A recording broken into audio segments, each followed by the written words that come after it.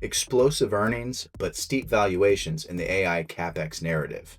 As 2026 gets underway, the NASDAQ 100 is offering mixed signals. So what's it going to be, NDX?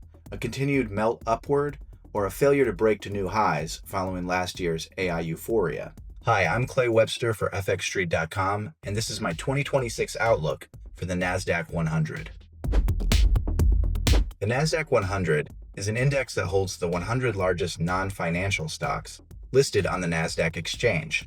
Often traded via the popular Invesco QQQ ETF, investors favor the index for its focus on technology and other growth stocks. Technology makes up the lion's share of the index, with the Magnificent Seven accounting for over 43% of the index's weighting.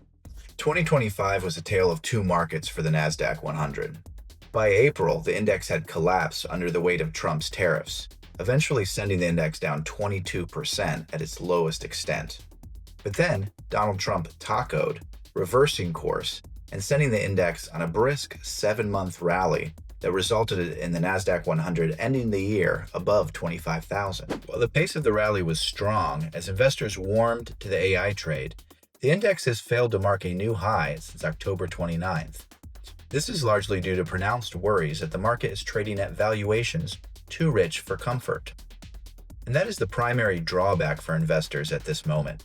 If there is any deficiency in the bull thesis, it's that the extravagant rally in tech stocks has already priced in the upside for the extreme capex being spent on the AI data center buildout.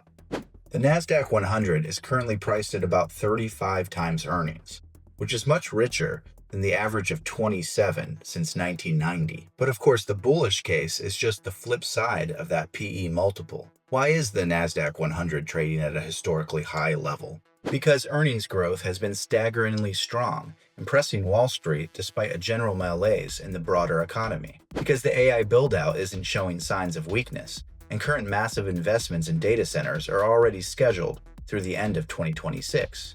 Because the Fed cut interest rates 3 times at the tail end of last year, and analysts expect those cuts to spur an increase in investment. Because Trump's tax cuts and possible stimulus checks should lead to heavy retail stock buying.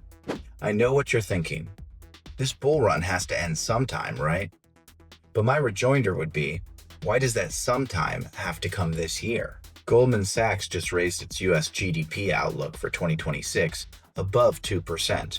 Pointing to a general increase in economic growth that should easily outstrip 2025. The consensus on Wall Street is that earnings growth in the broad S&P 500 should rise to about 14% this year from 2025's 10%.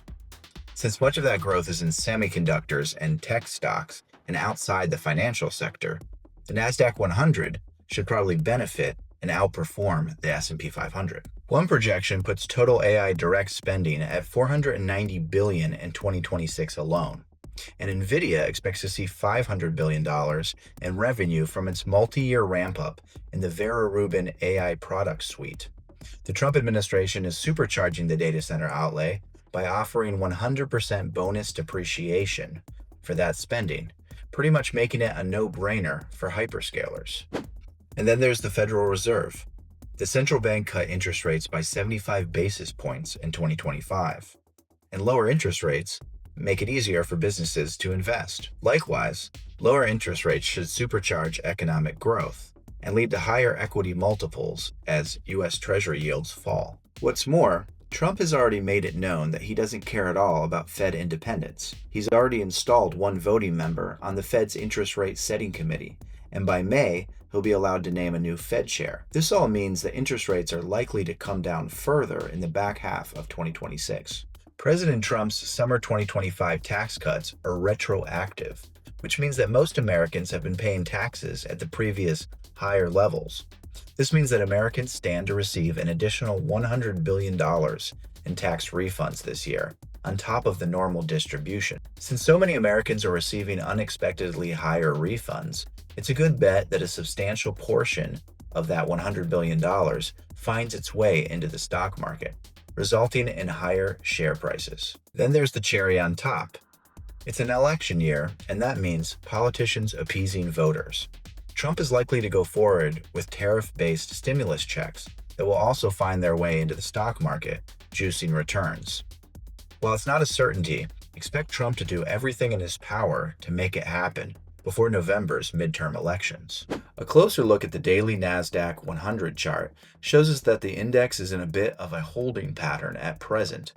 In late November, the NDX fell out of its sharp upward price channel that had carried it higher since April's tariff fiasco. But since then, the index has been riding a less steep bottom trend line higher. It would seem its recent pullback has brought in a wave of steady dip buying, and there hasn't been a lower low since November 21st. Now, if we zoom out a bit, the buying opportunity becomes more clear. The NASDAQ 100 monthly chart below displays the ascending broadening wedge pattern that has played out since 2019.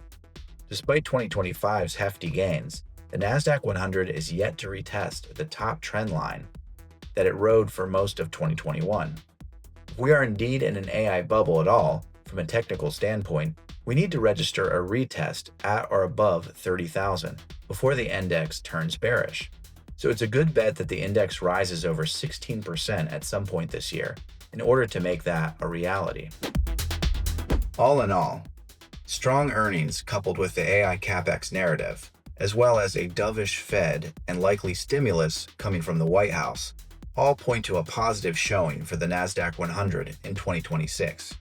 The technicals also support this thesis, with 30,000 a likely target for the NASDAQ 100 before any meaningful reversal comes to bear.